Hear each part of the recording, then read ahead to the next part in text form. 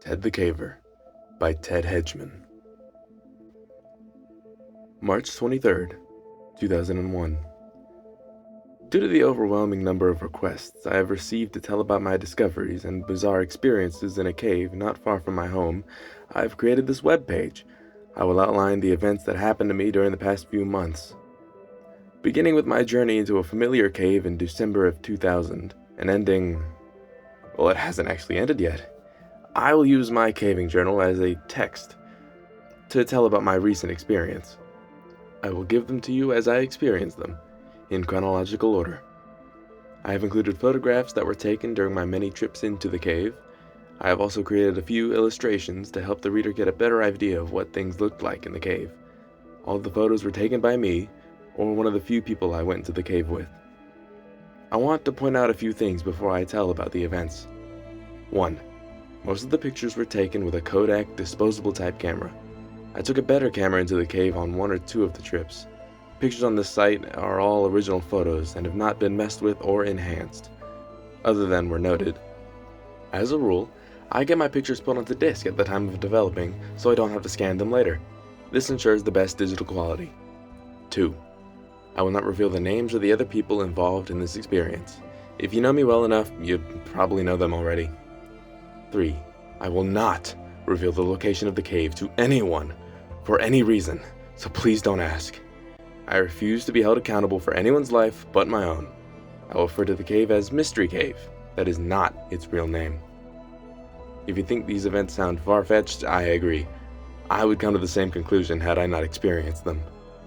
I will try to finish the site as soon as possible. Check the date on the main page to see when I've made updates.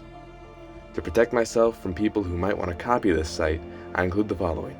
All text on this and following pages are my own words and copyright 2001. Ted. Caving Journal, December 30th, 2000. B and I decided to get in one more caving trip before the new year, so we set our sights on Mystery Cave. Not a spectacular cave, but since neither of us have been caving in a while, it would be nice to go into any cave. There was a bit of excitement to this trip. There was a small passage in the lower portion of the cave that I wanted to check out to see if it was possible to get past it. It had a small opening, but lots of air blowing through it. Even though it is way too small to climb through, I had never even checked to see what was inside the passage. We got our gear loaded up and hit the road by 3 p.m. We got to the cave in great time, since B likes to drive fast. We anchored from the usual tree and began to rappel into the cave. I went down first and got my gear together while B came down. I will refer to B many times. We have been caving together for many months now. He was injured in a caving accident a few years ago and was told he would never walk again. Through hard work and perseverance, he not only walks but can get around very well in caves. The trickier parts of a cave might slow him down a bit, but he can make it.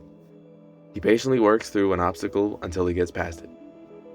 As for the reference to the small opening in the cave, there is a saying amongst cavers, "If it blows, it goes," meaning if a passage has a good flow of air, it is probably worth investigating. After we explored all of the usual passages, we climbed down to check out this hole. The hole is located deep in the cave, near the lowest part of the cave. It is on the side of a cave wall, about 3 feet from the floor. To look inside the hole, I had to kneel down to duck under an overhang of rock. I used my backup mini-mag light and held it inside the hole to see what I could see. I was excited by what I saw. The wall around the hole was about 3 to 5 inches thick. It led into a tight passage. The passage opened up a bit just inside the hole. It continued back about 10 to 12 feet in a small crawl space. After that, it seemed to really open up, although how much we couldn't tell. This could be a virgin passage. Obviously, no one had passed through this route, but there could be a way into the passage from the other side. To even get to the crawl space, we would have to enlarge the opening. Currently, it is about the size of my fist. Once we get past the opening, we could have a tight crawl back to where it opened up. It would take some work, but we thought we could do it. We sat down for a few minutes to rest and contemplate our plan of attack. While we sat there in the darkness, we could hear the wind howling from the other side of the passage. It was a low, eerie noise. We could also hear a low rumble from time to time. No big deal though. The cave is in the vicinity of a highway that has heavy trucks drive on it. We figured that rumble was the effect of the trucks resonating through the rocks. We determined that our best plan would be to haul a cordless drill into the cave to drill into the rock. Then we could take a bullpen and a small sledgehammer and break up the rock. It seemed pretty straightforward. We would widen the hole big enough to squeeze in and see what was on the other side. The efforts to haul all the equipment down to the hole would be a pain, but we hoped it would be worth it. I named the passage Floyd's Tomb, after Floyd Collins. It seemed to look like the tight spot where Floyd spent his last miserable days on Earth. Floyd Collins was a caver back in the early 1900s. He got stuck in a tight crawl space and was unable to free himself. It is an amazing story that is detailed in a book called Trapped, the story of Floyd Collins. I think that was the title. I don't recall the author. Calling our passage Floyd's Tomb was not only a tribute to Floyd, but a commentary of the size of the passage. In retrospect, it is funny how simple I thought it was going to be. I figured a few hours work and we would be in. Had I known how long it was going to take, I doubt I would have even begun the project. Had I known what I was going to experience in the cave, I never would have returned. We gathered up our gear and headed for the surface. Normally I wouldn't care less if I ever came back into this cave. There's nothing special about it. But now I was psyched about getting back and getting through. We hadn't even left the cave and we were planning our return trip. January 27th through 28th, 2001. B and I were both excited to get back into the cave and get to work. I figured with about 4 hours work, we could be in and see what was on the other side. We had arranged to borrow a DeWalt cordless drill to bring with us. We also had masonry bits to drill with, sledgehammers, 2, to break up the rock, bullpins to insert into the drill holes, and a few other tools that we ended up not using. Getting the tools down to the work site proved to be a challenge. One of us would climb down the rope and stop at a ledge or a good resting place. Then the other person would lower the tools. We kept repeating this routine until we got to the bottom of the cave. Then we had to drag the tools to the hole. It took about an hour to finally get to work. B took the first turn at the hole. After about an hour of exhausting work, we could tell that we were not going to get through it in one session. We kept trading off, and after we worked ourselves into a sweat, one would take a break and get some food and water, while the other one went to work. The routine went like this. To begin work, we had to get down on our knees and do our best to avoid smacking our heads on the ceiling. Working in this awkward position, we would drill into the wall around the hole. That was difficult work. We really had to push on the drill, and it was still slow progress. Then we inserted the bullpen into the hole and hammered on it until the rock broke up. Then we would repeat the process. To give you an idea of how slow it went, the typical size rock that would break off was about fingernail size. If we broke off a large piece, about a third the size of my palm, it was cause for celebration. From time to time, for variety, we would just wail on a cold chisel with a 5-pound sledge. It was slow progress. The problem with the sledge was that we couldn't take a good swing because of the tight quarters. Even though we spent many hours and several trips working on the hole, we never did find a better technique for widening the hole. The drill, bullpen, hammer got the best results for our efforts.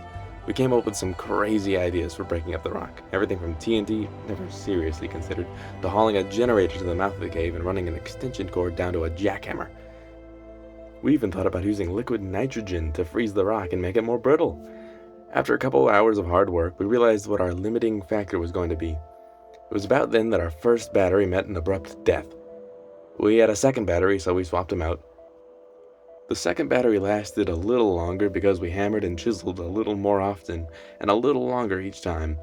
Finally, after about 3 more hours of drudgery, the second battery died and we called it a night. Whew! We could tell that we had done some work in the cave, but it was not much. For the first time since we got in the cave, we sat back, both of us, took a break. It was nice to check out the results of our hard work. Then we noticed the howling again. It seemed to be a little louder than the last time we were there. We just figured the wind was blowing a little stronger outside. What we could not figure out was the rumbling. It too seemed to be louder and more frequent. This time we could not attribute the noise to trucks. The road that the trucks drove on was not very busy to begin with. At the time of night, it should be dead. Yet the rumbling continued. It seemed to be coming from deep within the passage. B said he would ask some veteran cavers what could be causing the noise. We didn't spend a long time admiring our work. We still had to haul the gear up and out of the cave. Actually, we left some of it in the cave. It was still difficult work. What made it worse was that we were both exhausted. Our original plan was to be done with this cave and hit a couple of other caves in the area the next day. Instead, we decided to crash at a nearby motel, charge up the drill batteries, and go back to Mystery Cave. On caving. Before I continue with the next journal entry, I thought it might be helpful to the reader to explain a little bit about caving and about the atmosphere in the cave. As I reread and think about my description of the cave, I noticed that much of the language I use in my caving journal and the descriptions, or lack thereof, assume that the reader has a knowledge of caving and what it is like inside a cave. In other words, I write my journals for me. I will take this time to give a more detailed description of the cave. I will tell about what it was like while we worked on the cave, and I will summarize our feelings up to this point. The cave was discovered several decades ago when construction in the area unearthed its entrance. From that time to the present, it had been visited by mostly locals in the area and avid cavers in the region. Beer cans can be found intermittently in the cave, mostly in the upper half. When the cave was first entered, it was probably beautiful. Dust, graffiti, vandals, pigeons, and regular use have diminished its appeal. There are still places in the cave where small formations remain undisturbed, as a reminder of what the rest of the cave used to look like. To enter the cave, one must have a good length of rope in order to rappel down into the rock. A nearby tree serves as a good anchor point. Once the rope is tied to the tree, about 20 feet away from a small cliff, it can be tossed over the edge of the cliff to a small ledge 15 feet below. Cavers can then descend the short distance to the entrance. Once inside the cave, artificial light must be used. My light source of choice is a battery-operated helmet-mounted light, known as a tag light. Safe caving calls for at least 2 sources of backup lighting. For my backup lighting, I have a mini mag light mounted to my helmet, and another helmet-mounted light in my pack, which I always carry with me. I also have glow sticks that I carry with me. These are not considered good sources of backup light by some, but they are good to use for taking lunch breaks, and they could be used to get out of a cave if the other sources fail. After a short climb over large rocks, the caver comes to a large pit. The same rope is used to reach the bottom of the pit. The drop is only 50 feet or so, but it is not free hanging. In other words, you can't slide straight down the rope, which is preferable. You have to snake your way around sharp rocks as you descend. The ascent is more difficult for the same reason. The pit varies in diameter from about 10 feet to 3 or 4 in a few places. The walls are lined with a sharp white rock called popcorn. Let me correct that. It used to be white, but is now covered with dust and dirt that was kicked down from above by years of caving. The popcorn makes it painful to brush against the side of the pit. My choice of clothing is Levi's, t-shirt, gloves, and knee pads. I usually leave the cave with few scrapes, but at least I am comfortable when I climb around inside. The temperature is stable year-round. It feels cool in the summer and warm in the winter. We have gone in on freezing days, and 10 feet into the cave it is warm enough that coats are not needed. It is a good temperature to work in, as we learned. For this size drop, I usually use a figure 8 descending device. For the climb up, I attach myself to the rope using a Petzl ascender, but I climb up on my own without using the device. It is there merely as a safety attachment, in case I slip. Other cavers have their own methods of getting down and up. At the bottom of the drop, the caver gets to do some crawling for a while. There is a small room about 6 by 6 feet at the bottom that gives the caver a spot to leave his harness and descending/ascending gear. Since there is no more steep drops, the harness is not needed and will only get in the way. Once the caver gets down to the 6 by 6 room, he can take a break under a ledge while the rest of the party comes down. Then he must drop to his knees to negotiate a 10-foot long passage that is only a few feet high. This is where the knee pads come in handy. The floor is covered with a soft dirt, intermingled with bits of broken rock from above. The thin layer of dirt does nothing to soften the blow to the hands and knees as the caver works down the crawl space. As a reward, at the end of the crawl, he gets to drop to his belly and scoot under a tight squeeze.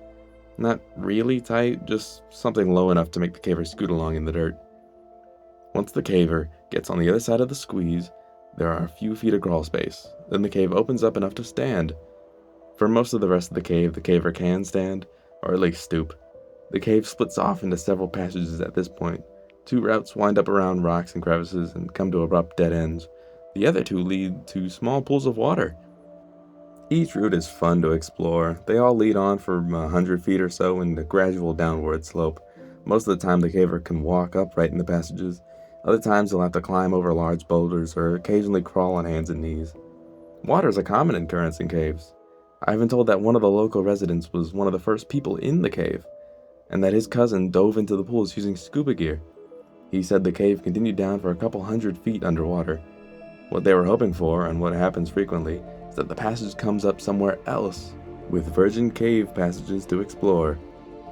Unfortunately, I don't possess the knowledge to give more detail about the types of rocks in the cave. When we were drilling, we would have some parts that were easier to drill than others, and there were different colors in the rock, refer to the photos taken in the cave. But that is the best I can do to describe the makeup of the cave. At the point the cave splits into 4 routes, the 2 passages that dead end are to the immediate left of the caver. Straight ahead and to the right are the passages that lead to pools of water. The entrance to the passage on the right is the largest of the 4. The arched opening rises nearly 10 feet into the air, ending a mere foot below the cave ceiling. As the caver enters the passage, the ceiling gradually lowers until it is about 6 feet high. It continues at the same height for the 40 feet that the passage travels in a continuous direction. This section of cave resembles a hard rock mine. Its arch nearly perfect and the floor flat and easy to walk on. It's easy to picture rusty mine cars on rail lines, and dust-covered miners with blistered hands gripping dull picks. The pseudo-mine comes to an end when the caver is once again forced to drop onto hands and knees and get reacquainted with the floor of the cave. This time, the crawl lasts about 20 feet. The floor is sloping gently downward for the first half of the crawl. Then it gets fairly steep and slippery. Able-bodied cavers can still climb carefully down the slippery slope. When I go with B, I carry the end of the rope that we use to get down to this point. I usually need to tie another short length of rope to the first rope to make sure he can use it to reach the bottom. The crawl lasts a few feet beyond the bottom of the slide. Over the next 10 to 12 feet, the caver slowly begins to regain the standing position.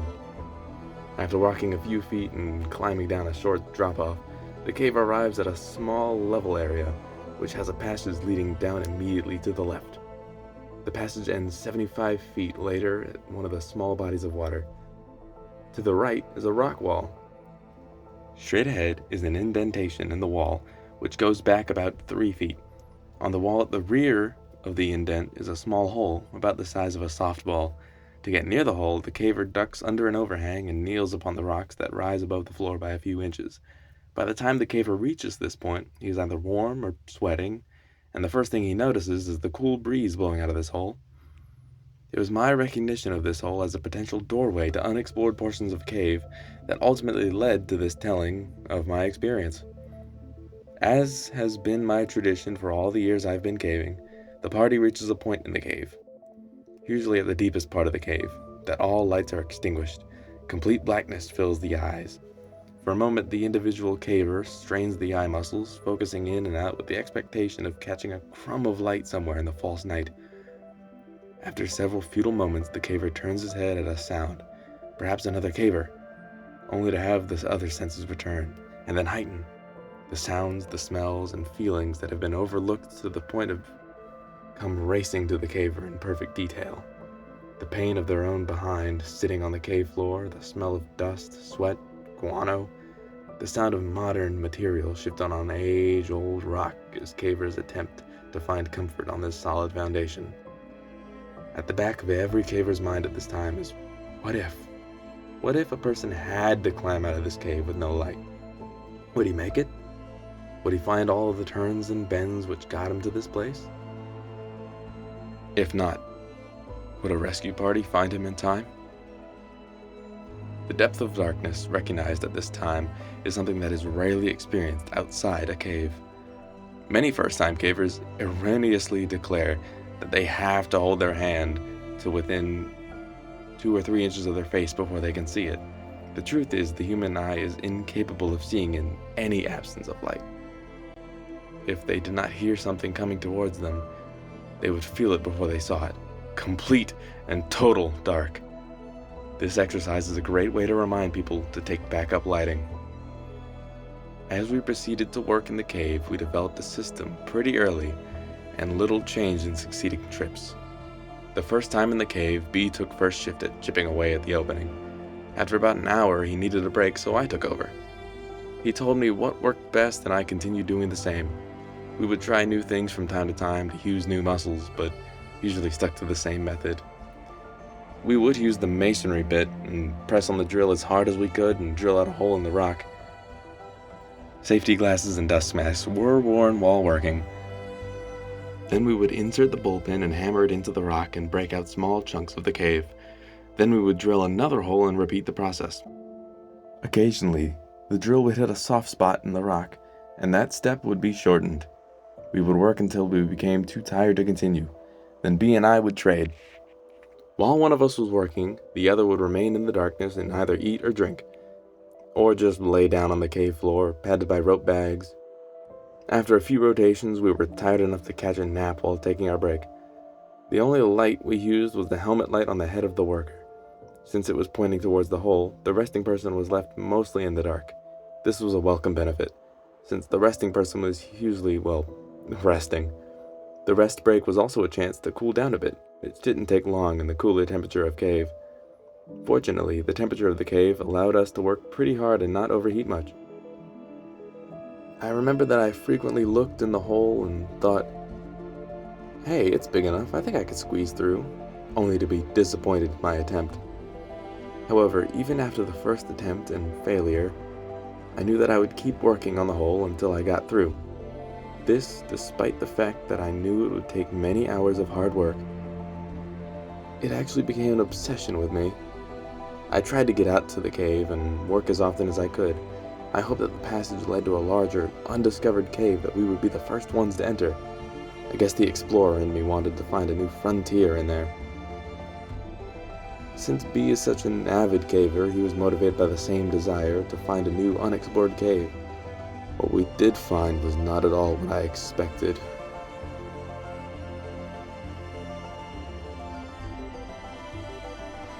Thank you for listening to part 1 of my read-through of Ted the Caver. By the time you're listening to this, I will have already recorded the entire series. I plan to release a new episode every day until I finish the series, however long that'll take. Please let me know what stories you'd like to hear. Maybe you have a niche favorite creepypasta that you haven't seen anyone adapt to YouTube. I could be the first to give your favorite the love it deserves. As always, be sure to like and subscribe for more fear. My name is Thrill, and you've been listening to Thrill's Locker.